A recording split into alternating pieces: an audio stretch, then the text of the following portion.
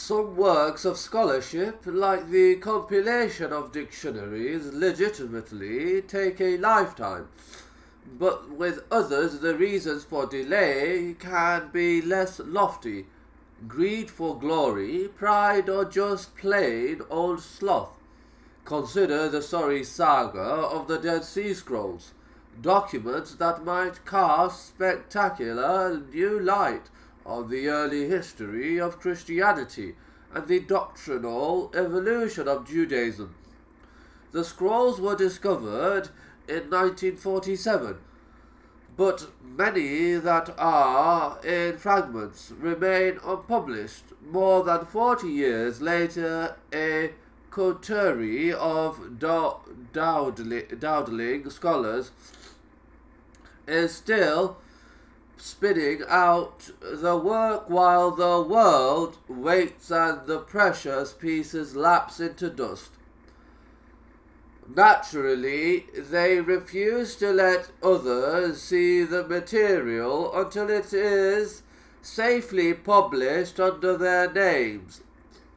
The publication schedule of J.T. Milik, a Frenchman responsible for more than 50 documents, is a source of particular frustration to other scholars.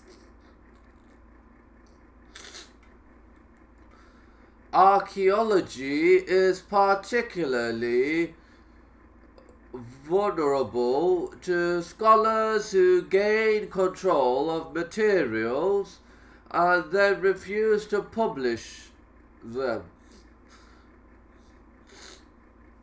Despite the unseemly squabbling, the clack and crack of ruptured armor proper, the fustian and umbrage and general Haidoggian Eisenman's arguments were now beginning to carry weight to convince people, and there was also another development of comparable importance. The outsiders, the adversaries of the international team, were beginning to organize to consolidate their efforts and conduct conferences of their own.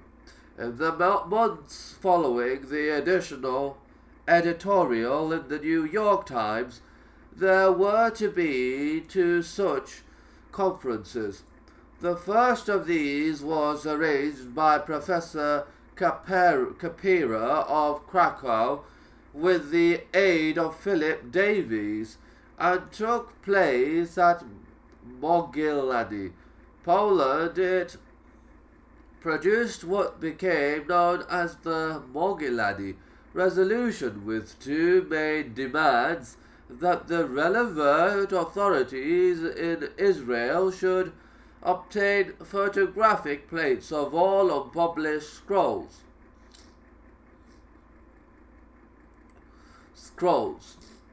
and that these should be supplied to Oxford University Press for immediate publication, and that the data obtained from De Vaux's excavations at Qumran between 1951 and 1956, much of which had not yet appeared, should now be issued in definitive published form. 7.5 months later, a second conference was convened on Eisenman's home territory, California State University at Long Beach. Papers were presented by a number of academics, including Eisenman himself, Professor Ludwig Koenen, and Professor David Noel, Friedman from the University of Michigan, Professor Norman Gold,